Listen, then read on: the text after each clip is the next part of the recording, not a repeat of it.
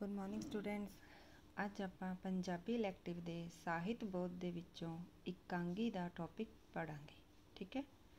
ਕਹਿੰਦੇ ਇਕਾਂਗੀ ਨਾਟਕ ਕਲਾ ਦੀਆਂ ਵੰਨਗੀਆਂ ਦੇ ਵਿੱਚੋਂ ਇੱਕ ਅਜਿਹੀ ਵੰਨਗੀ ਹੈ ਜਿਸ ਨੂੰ ਸਭ ਤੋਂ ਵੱਧ ਲੋਕਪ੍ਰਿਅਤਾ ਹਾਸਿਲ ਹੈ। ਠੀਕ ਹੈ। ਕਹਿੰਦੇ ਜਿਹੜੇ ਨਾਟਕ ਦੀਆਂ ਵੰਨਗੀਆਂ ਮਤਲਬ ਅਲੱਗ-ਅਲੱਗ ਪਾਰਟਸ ਹੈ, ਯਾਨੀ ਕਿ ਉਹਦੀਆਂ ਅਲੱਗ-ਅਲੱਗ ਭਾਗਾਂ ਨੂੰ ਕਿਹਾ ਜਾਂਦਾ, ਉਹਦੀ ਵਰਾਇਟੀਆਂ ਨੂੰ ਕਹਿ ਲਓ। ਠੀਕ ਹੈ। ਉਹਨਾਂ ਵਿੱਚੋਂ ਇਕਾਂਗੀ ਨੂੰ ਲੋਕਪ੍ਰਿਅਤਾ ਹਾਸਿਲ ਹੈ। ਉਹ ਬਹੁਅੰਗੀ ਨਾਟਕਾਂ ਦਾ ਟੋਟਾ ਨਹੀਂ ਹੁੰਦਾ, ਸਗੋਂ ਇੱਕ ਅੰਗ ਵਿੱਚ ਸੰਪੰਨ ਹੋਣ ਵਾਲਾ ਨਾਟਕ ਹੈ। ਇੱਕ ਹੀ ਲੈਅ ਵਿੱਚ ਚੱਲ ਕੇ, ਠੀਕ ਹੈ, ਇੱਕ ਵਾਰ ਦੇ ਵਿੱਚ ਹੀ ਖਤਮ ਹੋਣ ਵਾਲਾ ਨਾਟਕ ਹੈ। ਇਹ ਸਾਹਿਤ ਦਾ ਇੱਕ ਸੁਤੰਤਰ ਰੂਪ ਹੈ। ਇਸ ਦਾ ਪ੍ਰਭਾਵ ਬਹੁਅੰਗੀ ਨਾਟਕਾਂ ਨਾਲੋਂ ਵਧੇਰੇ ਤੀਖਣ ਅਤੇ ਡੂੰਘਾ ਹੁੰਦਾ ਹੈ। ਤੀਖਣ ਮਤਲਬ ਤਿੱਖਾ। ਪੂਰੇ ਨਾਟਕ ਵਾਂਗ ਇਸ ਵਿੱਚ ਜੀਵਨ ਦੀਆਂ ਬਹੁਤ ਸਾਰੀਆਂ ਗੁੰਝਲਾਂ ਜਾਂ ਸਮੱਸਿਆਵਾਂ ਨੂੰ ਪੇਸ਼ ਕਰਨ ਦੀ ਸਮਰੱਥਾ ਨਹੀਂ ਹੁੰਦੀ, ਸਗੋਂ ਇਸ ਵਿੱਚ ਕਿਸੇ ਇੱਕ ਵਿਸ਼ਾ, ਜਿਹੜਾ ਇੱਕੋ ਹੀ ਵਿਸ਼ਾ, ਉਸ ਨੂੰ ਨਾਟਕੀ ਢੰਗ ਦੇ ਨਾਲ ਜਾਂ ਸਥਿਤੀ ਨੂੰ ਪੇਸ਼ਕਾਰੀ ਹੁੰਦੀ ਹੈ। ਕਹਿੰਦੇ ਜਿਹੜਾ ਇਹ ਇਕਾਂਗੀ ਆਪਾਂ ਪੜ੍ਹਦੇ ਹਾਂ ਜਾਂ ਲਿਖਦੇ ਹਾਂ ਜਾਂ ਕਰਦੇ ਹਾਂ, ਠੀਕ ਹੈ, ਕਹਿੰਦੇ ਇਹਦੇ ਵਿੱਚ ਜੀਵਨ ਦੀਆਂ ਬਹੁਤ ਸਾਰੀਆਂ ਸਮੱਸਿਆਵਾਂ, ਸਾਰੀਆਂ ਚੀਜ਼ਾਂ ਬਾਰੇ ਨਹੀਂ ਦੱਸਿਆ ਜਾਂਦਾ ਜਾਂ ਪੇਸ਼ ਕੀਤਾ ਜਾਂਦਾ, ਸਗੋਂ ਦੀ ਇਹਦੇ ਵਿੱਚ ਕੋਈ ਇੱਕ ਵਿਸ਼ੇਸ਼ ਘਟਨਾ ਹੁੰਦੀ ਹੈ ਜਿਹੜੀ ਉਹਨੂੰ ਨਾਟਕੀ ਢੰਗ ਦੇ ਦੁਆਰਾ ਪੇਸ਼ ਕੀਤਾ ਜਾਂਦਾ ਹੈ। ਠੀਕ ਹੈ।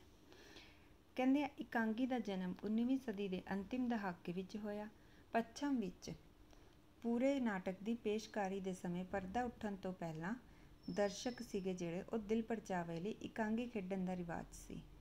ਕਹਿੰਦੇ ਜੋ ਸਮਾਂ ਪਾ ਕੇ ਪੂਰੇ ਨਾਟਕ ਤੋਂ ਵਧੇਰੇ ਹਰਮਨ ਪਿਆਰਾ ਹੁੰਦਾ ਗਿਆ ਅਤੇ ਜਲਦ ਹੀ ਇਹਨੇ ਸਾਹਿਤਕ ਰੂਪ ਦੇ ਵਿੱਚ ਨਾਟਕ ਦੇ ਬਰਾਬਰ ਹੀ ਆਪਦੀ ਜਿਹੜੀ ਪ੍ਰਮਾਣਿਕਤਾ ਸੀ ਉਹਨੂੰ ਸਥਾਪਿਤ ਕਰ ਲਿਆ। ਠੀਕ ਹੈ। ਕਹਿੰਦੇ ਹੁਣ ਅੱਜ ਦੇ ਟਾਈਮ ਦੇ ਵਿੱਚ ਜਿਹੜਾ ਮਸ਼ੀਨੀ ਯੁੱਗ ਹੈ, ਜੀਵਨ ਦੇ ਵਿੱਚ ਰੁਝੇਵੇਂ ਹੋਣ ਦੇ ਕਰਕੇ ਇਕਾਂਗੀ ਅਤੇ ਕਹਾਣੀ ਵਰਗੇ ਛੋਟੇ ਸਾਹਿਤ ਰੂਪ ਹੀ ਵਧੇਰੇ ਹਰਮਨ ਪਿਆਰੇ ਹੋ ਰਹੇ ਹਨ। ਅੱਜ ਕੱਲ੍ਹ ਕਿਸੇ ਕੋਲ ਇੰਨਾ ਟਾਈਮ ਨਹੀਂ ਹੈ ਕਿ ਉਹ ਬੈਠ ਕੇ ਐਡਾ ਵੱਡਾ ਨਾਟਕ ਪੜ੍ਹੇ, ਠੀਕ ਹੈ, ਜਾਂ ਉਹਨੂੰ ਦੇਖੇ। ਕਹਿੰਦੇ ਉਹਦੀ ਥਾਂ 'ਤੇ ਹੁਣ ਇਕਾਂਗੀ ਅਤੇ ਕਹਾਣੀ ਵਰਗੇ ਜਿਹੜੇ ਉਹ ਸਾਹਿਤ ਦੇ ਛੋਟੇ ਰੂਪ ਹੈ, ਉਹ ਜ਼ਿਆਦਾ ਹਰਮਨ ਪਿਆਰੇ ਹੋ ਰਹੇ ਹਨ, ਜੋ ਥੋੜ੍ਹੇ ਸਮੇਂ ਦੇ ਵਿੱਚ ਦਰਸ਼ਕਾਂ ਦਾ ਮਨੋਰੰਜਨ ਕਰਨ ਦੀ ਸਮਰੱਥਾ ਰੱਖਦੇ ਹੈ।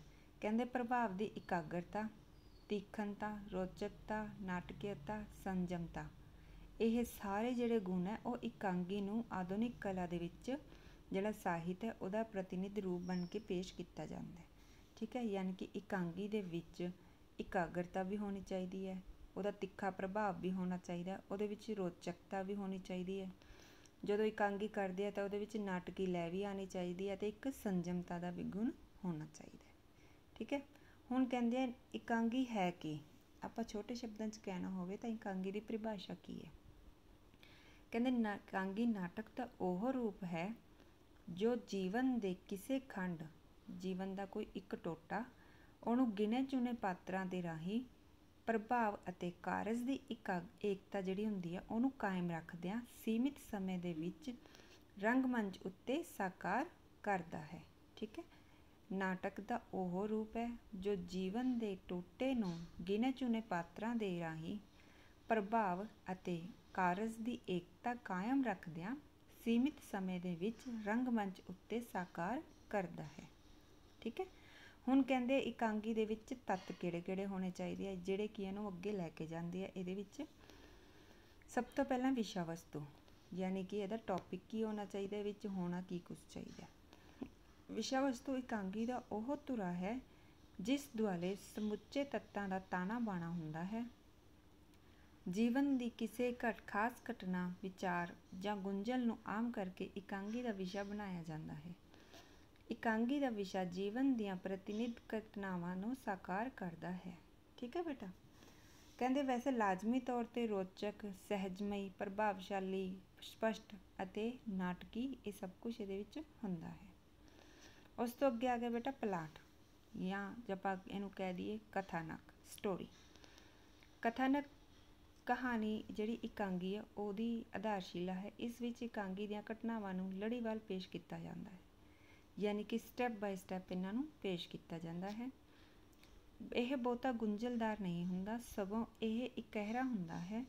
ਇਸ ਵਿੱਚ ਆਰੰਭ ਦਾ ਪਿਛੋਕੜ ਉਲੀਕਿਆ ਨਹੀਂ ਜਾਂਦਾ, ਯਾਨੀ ਕਿ ਇਹਦੇ ਵਿੱਚ ਜ਼ਿਆਦਾ ਬੈਕ ਨਹੀਂ ਦਿਖਾਇਆ ਜਾਂਦਾ, ਸਗੋਂ ਇੱਕ ਦੋ ਵਾਕ ਪਿੱਛੋਂ ਦੀ ਕੋਈ ਸਵਾਦਲੀ ਘਟਨਾ ਨੂੰ ਆਰੰਭ ਕਰ ਦਿੱਤੀ ਜਾਂਦੀ ਹੈ।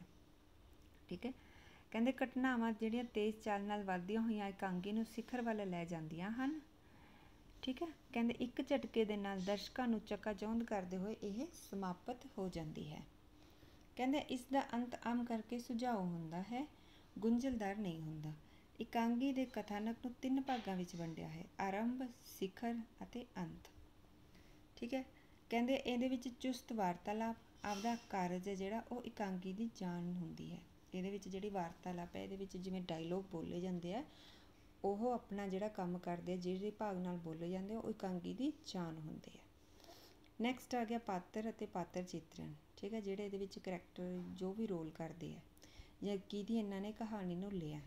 ਕਹਿੰਦੇ ਇਕਾਂਗੀ ਵਿੱਚ ਪਾਤਰਾਂ ਦੇ ਮਾਧਿਅਮ ਰਾਹੀਂ ਹੀ ਕਹਾਣੀ ਨੂੰ ਸਾਕਾਰ ਕੀਤਾ ਜਾਂਦਾ ਹੈ। ਇਹਨਾਂ ਰਾਹੀਂ ਕਥਾਨਕ ਨੂੰ ਯਥਾਰਥ ਦਾ ਰੰਗ ਚੜ੍ਹਾ ਕੇ ਉਹਦੇ ਵਿੱਚ ਇਕਾਂਗੀਕਾਰ ਨੂੰ ਆਪਣੇ ਸੂਖਮ ਵਿਚਾਰਾਂ ਨੂੰ ਪ੍ਰਗਟ ਕਰਦਾ ਹੈ। ਇਸ ਲਈ ਇਕਾਂਗੀ ਦੇ ਵਿੱਚ ਪਾਤਰਾਂ ਦੀ ਘਾਤੜਤਾ ਜਿਹੜੀ ਹੁੰਦੀ ਹੈ ਉਹ ਬਹੁਤ ਮਹੱਤਵਪੂਰਨ ਹੁੰਦੀ ਹੈ। ਇਕਾਂਗੀ ਦੇ ਜਿਹੜੇ ਵੀ ਪਾਤਰ ਹੁੰਦੇ ਆ ਉਹ ਵਾਸਤਵਿਕ ਵੀ ਹੋ ਸਕਦੇ ਆ ਅਤੇ ਕਾਲਪਨਿਕ ਵੀ ਹੋ ਸਕਦੇ ਆ। ਠੀਕ ਹੈ, ਕਹਿੰਦੇ ਇਕਾਂਗੀ ਦੇ ਜਿਹੜੇ ਆ ਹੱਥਾਂ ਵਿੱਚ ਕਠਪੁਤਲੀਆਂ ਨਹੀਂ ਹੁੰਦੀਆਂ, ਸਗੋਂ ਸਥਿਤੀ ਦੇ ਅਨੁਕੂਲ ਹੁੰਦੇ ਆ। ਇਹਦੇ ਵਿੱਚ ਕਹਿੰਦੇ ਸਫਲ ਜਿਹੜੀਆਂ ਇਕਾਂਗੀਆਂ ਹੁੰਦੀਆਂ ਉਹਨਾਂ ਦੇ ਵਿੱਚ ਜਿਹੜੇ ਪਾਤਰ ਚਿੱਤਰਨ ਹੁੰਦੇ ਆ ਜਾਂ ਪਾਤਰ ਉਸਾਰੀ ਹੁੰਦੀ ਆ ਉਹਦੇ ਵੱਲ ਵਿਸ਼ੇਸ਼ ਧਿਆਨ ਦਿੱਤਾ ਜਾਂਦਾ ਤਾਂ ਕਿ ਇਹਦੀਆਂ ਘਟਨਾਵਾਂ ਹੈਗੀਆਂ ਉਹ ਪ੍ਰਭਾਵਸ਼ਾਲੀ ਹੋ ਸਕਣ ਅਤੇ ਜਿਹੜਾ ਇਕਾਂਗੀ ਦਾ ਉਦੇਸ਼ ਹੈ ਉਹਨੂੰ ਸਾਕਾਰ ਕੀਤਾ ਜਾ ਸਕੇ। ਕਹਿੰਦੇ ਮੰਚ ਦੇ ਉੱਤੇ ਜਿਹੜੇ ਪਾਤਰ ਹੈਗੇ, ਜਿਹੜੇ ਅਸੀਂ ਕਰੈਕਟਰ ਲਈ ਉਹਨਾਂ ਨੂੰ ਲਿਆ, ਉਹਨਾਂ ਦੀ ਸਰੀਰਕ ਬਣਤਰ, ਸ਼ਕਲ ਸੂਰਤ, ਪਹਿਰਾਵਾ, ਦਰਸ਼ਕ, ਜਿਹੜਾ ਇਹ ਸਾਰਾ ਕੁਛ ਹੈ ਉਹ ਦਰਸ਼ਕ ਉਹਨਾਂ ਦੇ ਚਰਿੱਤਰ ਬਾਰੇ ਸਮਝ ਕੇ ਆਪ ਹੀ ਬਹੁਤ ਕੁਛ ਪਤਾ ਲਗਾ ਲੈਂਦੇ ਆ। ਠੀਕ ਹੈ, ਨੈਕਸਟ ਹੈ ਬੇਟਾ ਵਾਰਤਾਲਾਪ, ਡਾਇਲੋਗਸ ਜਿਹਨੂੰ ਕਹਿੰਦੇ ਆ, ਜਾਂ ਉਹਨਾਂ ਦੀ ਗੱਲਬਾਤ। ਵਾਰਤਾਲਾਪ ਇਕਾਂਗੀ ਦੀ ਕਹਾਣੀ ਨੂੰ ਅੱਗੇ ਤੋਰਨ ਦੇ ਵਿੱਚ, ਪਾਤਰ ਉਸਾਰੀ ਕਰਨ ਦੇ ਵਿੱਚ, ਯੋਗ ਵਾਤਾਵਰਣ ਦੀ ਸਿਰਜਣਾ ਕਰਨ ਦੇ ਵਿੱਚ, ਠੀਕ ਹੈ, ਕਹਿੰਦੇ ਕਥਾਨਕ ਦੇ ਵਿੱਚ ਸੁਭਾਵਿਕਤਾ ਲਿਆਉਣ ਦੇ ਵਿੱਚ ਸਹਾਇਕ ਹੁੰਦੇ ਹਨ। ਸੰਜਮ, ਸੰਖੇਪ, ਨਾਟਕੀ, ਚੁਸਤੀ, ਪਾਤਰ ਅਨੁਕੂਲਤਾ, ਯਥਾਰਥ, ਇਹ ਸਾਰੇ ਕੀ ਹੁੰਦੇ ਆ, ਵਿਸ਼ੇਸ਼ ਗੁਣ ਹੁੰਦੇ ਆ ਵਾਰਤਾਲਾਪ ਦੇ।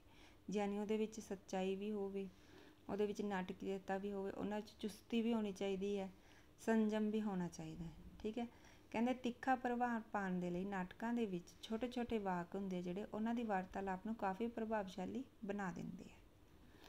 ਨੈਕਸਟ ਹੈ ਬੇਟਾ ਇਹਦਾ ਉਦੇਸ਼, ਏਮ ਕੀ ਹੈ। ਹਰ ਕਿਸੇ ਚੀਜ਼ ਦਾ, ਇਕਾਂਗੀ ਹੈ, ਕਹਾਣੀ ਹੈ, ਨਾਟਕ ਹੈ, ਸਵੈ ਜੀਵਨੀ ਹੈ, ਜੀਵਨੀ, ਸਭ ਦਾ ਕੋਈ ਨਾ ਕੋਈ ਉਦੇਸ਼ ਹੁੰਦਾ ਹੈ ਜਿਹਦੇ ਕਰਕੇ ਉਹ ਲਿਖੀ ਜਾਂਦੀ ਹੈ। ਕਹਿੰਦੇ ਇਕਾਂਗੀ ਦਾ ਉਦੇਸ਼ ਸੁਹਜ ਪ੍ਰੀਤੀ ਵੀ ਹੋ ਸਕਦਾ ਹੈ। ਕਹਿੰਦੇ ਜੀਵਨ ਲਈ ਉਪਯੋਗੀ ਸਿੱਧ ਹੋਣ ਵਾਲਾ ਵੀ ਹੋ ਸਕਦਾ ਹੈ। ਠੀਕ ਹੈ, ਸਫਲ ਇਕਾਂਗੀ ਦਾ ਇੱਕ ਮਹੱਤਵਪੂਰਨ ਲੱਛਣ ਮੰਨਿਆ ਜਾਂਦਾ ਹੈ ਕਿ ਮਹਾਨ ਉਦੇਸ਼ ਦੀ ਪ੍ਰਾਪਤੀ ਦੇ ਲਈ ਆਪਣੇ ਸਿਖਰ ਵੱਲ ਵੱਧਦਾ ਹੋਇਆ ਦਰਸ਼ਕਾਂ ਦੇ ਮਨ ਦੇ ਉੱਤੇ ਅਮਿੱਟ ਪ੍ਰਭਾਵ ਪਾਵੇ। ਠੀਕ ਹੈ, ਜਿਹਨੂੰ ਕਿ ਲੋਕ ਭੁੱਲ ਨਾ ਸਕਣ। ਨੈਕਸਟ ਆ ਗਿਆ ਰੰਗਮੰਚ। ਕਹਿੰਦੇ ਇਕਾਂਗੀ ਜਿਹੜਾ ਕਾਵਿ-ਦ੍ਰਿਸ਼ ਦਾ ਅੰਗ ਹੈ, ਸਫਲਤਾ ਦੇ ਲਈ ਰੰਗਮੰਚ ਉੱਤੇ ਪੇਸ਼ ਕਰਨ ਮਗਰੋਂ ਹੀ ਪਰਖੀ ਜਾਂਦੀ ਹੈ। ਠੀਕ ਹੈ, ਸਟੇਜ ਦੇ ਉੱਤੇ ਹੀ ਇਹਨੂੰ ਅਸਲ 'ਚ ਪਰਖਿਆ ਜਾਂਦਾ ਵੀ ਇਹ ਕਿੰਨੇ ਕੁ ਦਰਸ਼ਕਾਂ ਦੇ ਉੱਤੇ ਆਪਦਾ ਪ੍ਰਭਾਵ ਪਾਉਂਦੀ ਹੈ। ਸਿਆਣਾ ਇਕਾਂਗੀਕਾਰ ਰੰਗਮੰਚ ਦੀਆਂ ਲੋੜਾਂ ਨੂੰ ਮੁੱਖ ਰੱਖ ਕੇ ਇਕਾਂਗੀ ਦੀ ਰਚਨਾ ਕਰਦਾ ਹੈ। ਉਹ ਇਕਾਂਗੀ ਵਿੱਚ ਉਹਨਾਂ ਘਟਨਾਵਾਂ ਜਾਂ ਦ੍ਰਿਸ਼ਾਂ ਨੂੰ ਨਹੀਂ ਲਿਆਉਂਦਾ ਜਿਨ੍ਹਾਂ ਨੂੰ ਰੰਗਮੰਚ ਉੱਤੇ ਪੇਸ਼ ਕਰਨਾ ਅਸੰਭਵ ਹੁੰਦਾ ਹੈ। ਠੀਕ ਹੈ, ਕਹਿੰਦੇ ਸਿਰਫ ਉਹੀ ਭਾਗ ਨੂੰ ਹੀ ਇਕਾਂਗੀ ਦਾ ਵਿਸ਼ਾ ਲਿਆ ਜਾਂਦਾ ਜਿਹਨੂੰ ਉਹ ਰੰਗਮੰਚ 'ਤੇ ਪੇਸ਼ ਕਰ ਸਕਦੇ ਆ। ਠੀਕ ਹੈ ਨਾ, ਅੱਗੇ ਆ ਗਿਆ ਬੇਟਾ ਇਹਦਾ ਇਤਿਹਾਸ, ਯਾਨੀ ਕਿ ਹੁਣ ਤੱਕ ਇਕਾਂਗੀਆਂ ਦਾ ਪਿਤਾਮਾ ਜਾਂ ਇਹਨਾਂ ਵਿੱਚੋਂ ਇਕਾਂਗੀਆਂ ਕਿਹਨੇ ਲਿਖੀਆਂ। ਕਹਿੰਦੇ ਪ੍ਰੋਫੈਸਰ ਈਸ਼ਵਰ ਚੰਦ ਨੰਦਾ ਜਿਹੜੇ ਸੀਗੇ ਉਹਨਾਂ ਨੂੰ ਇਕਾਂਗੀ ਦਾ ਪਿਤਾਮਾ ਕਿਹਾ ਜਾਂਦਾ ਹੈ। ਉਹਨਾਂ ਤੋਂ ਬਾਅਦ ਪੰਜਾਬੀ ਸਾਹਿਤ ਦੇ ਵਿੱਚ ਹਰਚਰਨ ਸਿੰਘ, ਬਲਵੰਤ ਗਾਰਗੀ, ਕਰਤਾਰ ਦੁੱਗਲ, ਸੰਤ ਸਿੰਘ ਸੇਖੋਂ, ਠੀਕ ਹੈ, ਅਜਮੇਰ ਸਿੰਘ ਔਲਖ ਸੀਗੇ ਜਿਹੜੇ, ਇਹਨਾਂ ਨੇ ਸਾਰਿਆਂ ਨੇ ਇਕਾਂਗੀ ਦੇ ਵਿੱਚ ਵਿਸ਼ੇਸ਼ ਮਹੱਤਵ ਰੱਖਿਆ। ਠੀਕ ਹੈ ਬੇਟਾ, ਇਹ ਸੀਗਾ ਤੁਹਾਡਾ ਇਕਾਂਗੀ ਜਿਹੜਾ ਕਿ ਤੁਹਾਡੇ ਸਾਹਿਤ ਬੋਧ ਦੇ ਵਿੱਚ, ਠੀਕ ਹੈ, ਪੜ੍ਹਿਆ ਗਿਆ ਆਪਾਂ।